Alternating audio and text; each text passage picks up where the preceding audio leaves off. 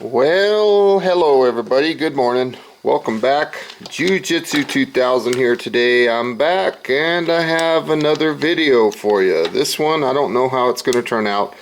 Miss Jiu-Jitsu 2000 has a hair straightener, flattener. I don't know what it's called. But this is Beyond Beauty, and what we've got going on right here is, she said it made some sparks. So the cord is definitely bad. It's a swivel type cord. So what I want to do in this video is attempt to fix this hair flattener.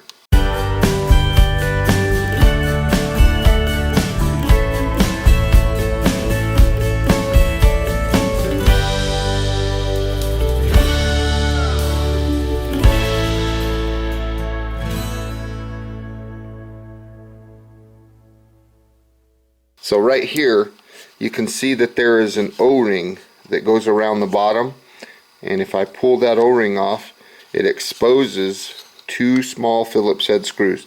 So what I'm going to do first is I'm going to take those screws off and see what's inside. So let's see if we can get these screws out. Hopefully we won't drop them. And I'm hoping that I can get this cord fixed so that she can use this straightener again, or flattener, or whatever they call this thing. So we'll see what happens.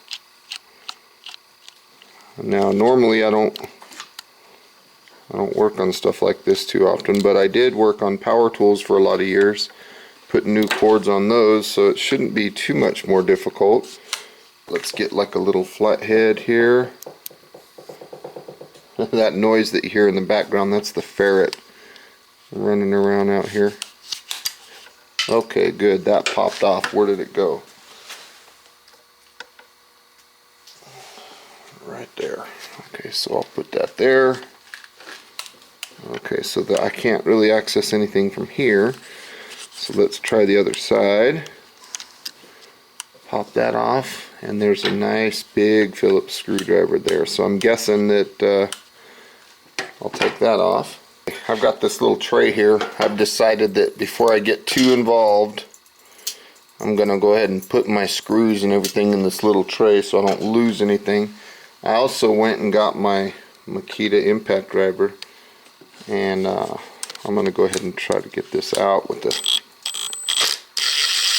little bit of an impact. So there we go. So we got that screw out. And it looks like this just pops straight up outward, and I have no idea how this is gonna, it's spring loaded to some extent, so I don't know what it's gonna do. I don't know how it's gonna act. All I know is I need to access those two screws. Let's get these two screws out.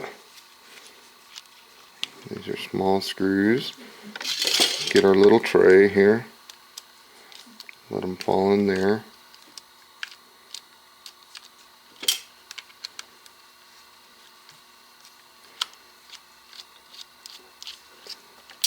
Now that should take that plug off good. Okay, so what do we have here?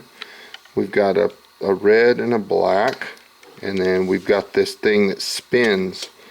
So I think what I'm going to do, honestly, to be completely honest here, I think I'm going to cut the cord like right here and then just solder to these terminals and bypass this spinning thing.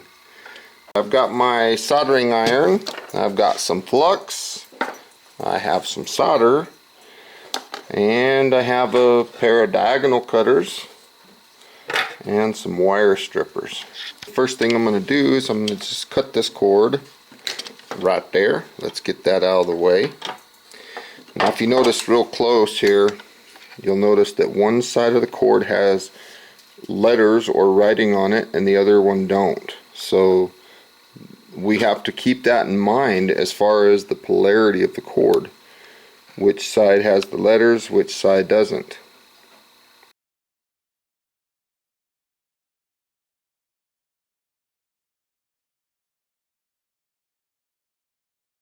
Okay, I've got my multimeter out right now, and what I'm going to do is I'm going to do a quick continuity check right there.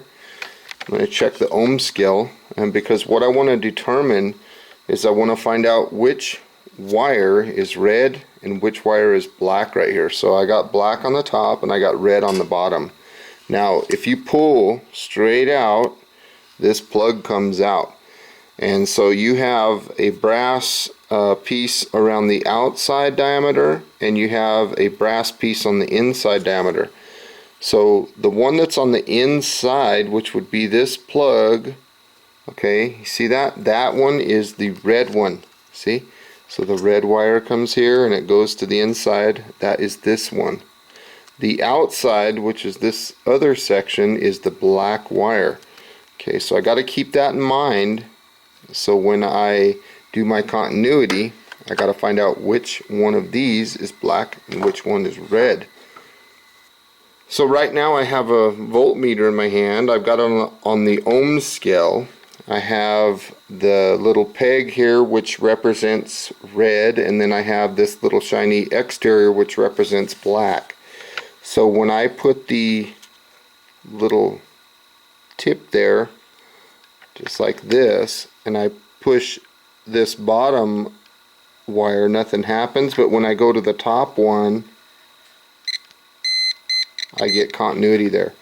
So if I go to this outer portion here and I touch here, so what that's telling me is it's telling me that this wire right here is the outer portion, and this wire on the top is the little centerpiece. So the one with the writing is red and the one without the writing is black.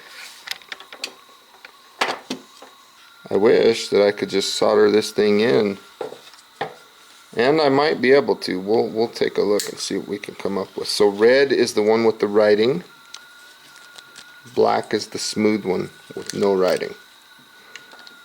And there's not, these wires aren't very long for me to work with, so I got to be kind of conservative with how I pull on these wires. Got to be a little bit, I don't want to tear them up. Okay, this is flux that I've had for a long time, many years. So let's get this old fire, this old soldering iron, if it'll even get hot enough. This thing is old, and it works, it still works.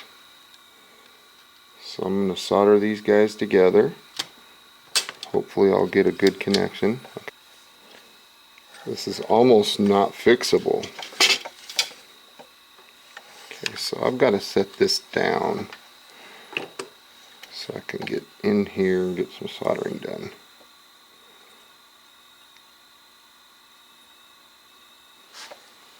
It's going to take a second to get this thing hot enough.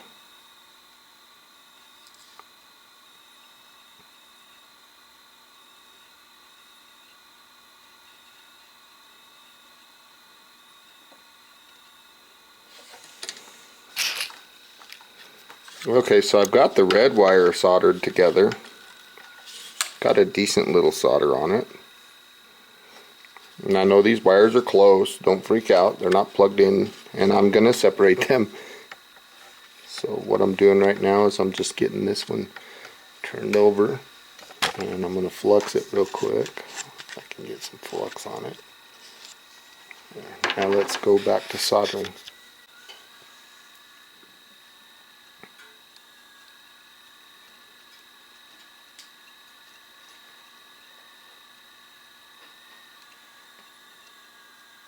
The purpose of the soldering versus wire nuts or something like that is the soldering will keep the wires from separating.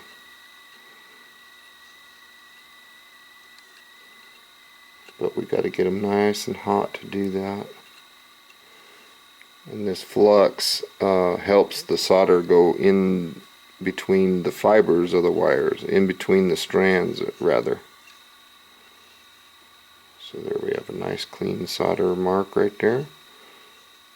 Oh, now it looks good.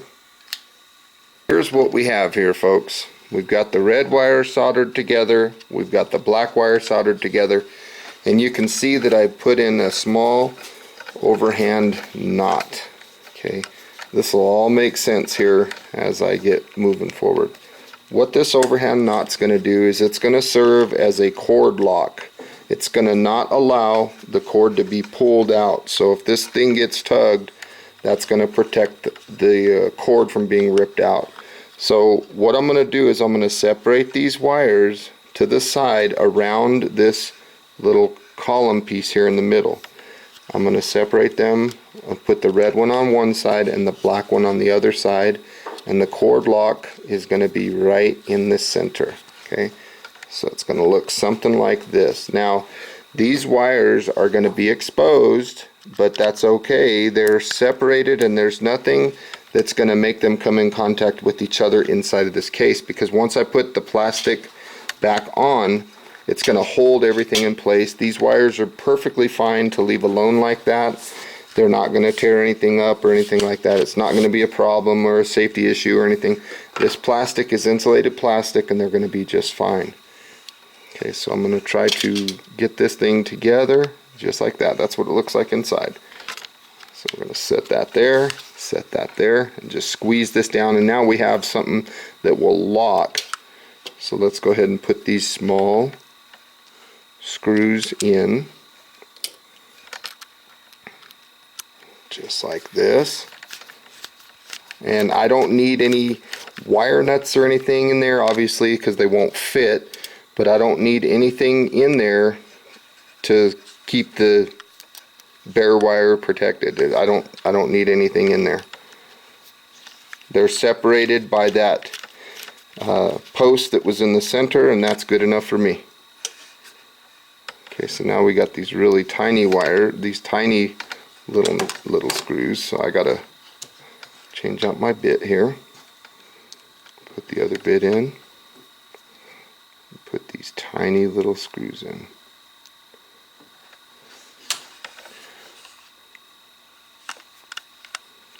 It's going to be perfectly fine just the way I did it.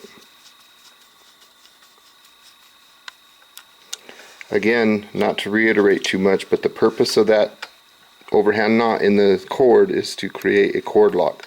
So if the cord gets pulled or something like that, we don't have to worry about it coming out. It's going to hold it. Okay, now it's time to try to line all this stuff up. Put this piece back in, this little stud, and try to get it fed through here. Might need like a little light tap on it. You don't want to bang on it too hard. Just a light tap to get it all lined up. There we go. See how it fit in that offset there? So now we can take this and put this back in.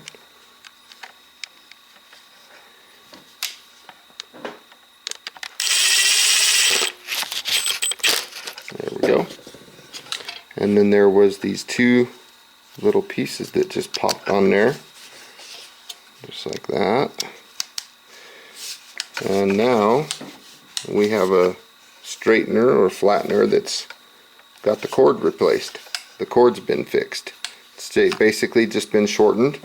So now what I'm going to do is I'm going to take these tools, put them away, and I'm going to test this and see how it looks. Okay, I've got this plugged in, and remember there was that little O-ring part. We're going to slip this O-ring right over there just like it was. And I don't know quite how this thing works. Yeah, it's already heating up. I can feel it.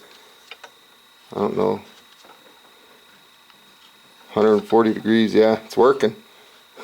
I can feel it. You can see a light on inside there.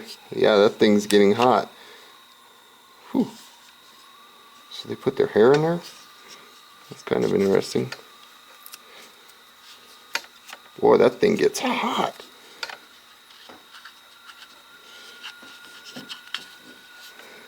What does this dial do? That thing is very hot. You can see the light on inside there. I guess I could turn it off. Look at the light goes on and off. So it's definitely working.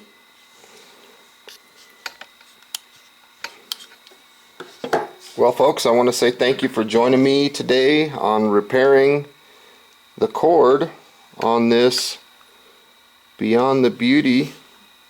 I guess this is a hair flattener or straightener. Hope you enjoyed this video. Hope you got some good useful information out of this video. Please feel free to leave your comments down below. Like this video, share this video, and if you like the type of content that you see on my channel, please subscribe. I'd love to have you. And until next time, thanks again for watching. Have a beautiful day. This thing's good to go. Boy, that's hot. It is hot. Crazy.